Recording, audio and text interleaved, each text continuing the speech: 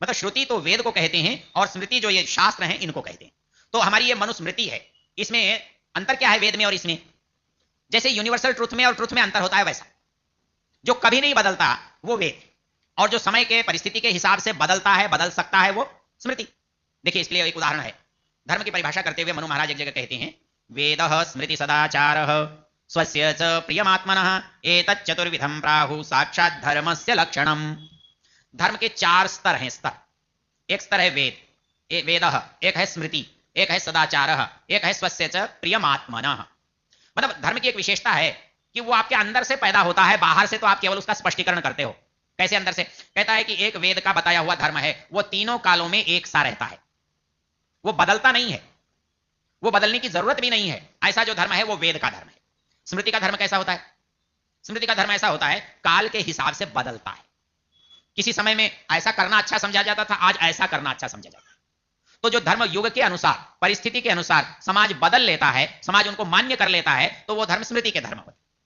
वेदः स्मृति सदाचार, बड़े समाज की जगह जो छोटे समाज के दायरे हैं, अपने अपने इलाके के हैं, अपने अपने परिवेश के हैं, वहां वो जो नियम बड़े लोग, बुजुर्ग लोग जो बना देते हैं, वो धर्म, वो मान्य है, वो कानून है, वो परंपरा है, वो हमारा तीसरे कोटि का होता है। और जब ये लगता है कि यहां हम कैसे करें ये कुछ पता नहीं चल रहा है, तो आखिरी गवाही हमारा दिल देता है, ये करना चाहिए या नहीं करना चाहिए। अपनी आत्मा से पूछो, क्यों कि आत्मा क्या होता है? सत्य और असत्य का जानने हारा। मतलब इस दुनिया में कोई भी जीवात्मा जो है किसी से कम और किसी से ज्यादा नहीं, उतना ही शुद्ध, उतना ही पवित्र, उतना ही अच्छा है। बाकी तो प्रकृति के कारण घटा और बढ़ा है। जिस दर्पण पर जितनी कम धूल है उतना अच्छा है, जितनी ज्यादा धूल है उतना उसमें मोह, राग, द्वेष पड़ा हुआ होता है, और कोई अंतर नहीं होता। इसलिए धर्म को यदि हम ये समझते हैं कि आत्मा से समझना चाहिए, तो अंत में हम दिल से पूछें कि भाई ये काम ठीक है कि नहीं ठीक है। यदि राग, द्वेष, मोह इनसे हटकर आप देखोगे तो आत्मा कभी भी गलत निर्णय नहीं देगा, कभी भी आपको करने पर पश्चाताप नहीं होगा, वो काम धर्म होगा। सामान्य रूप से हम धर्म की मनु की दूसरी जो परिभाषा काम में लेते हैं वो क्या है?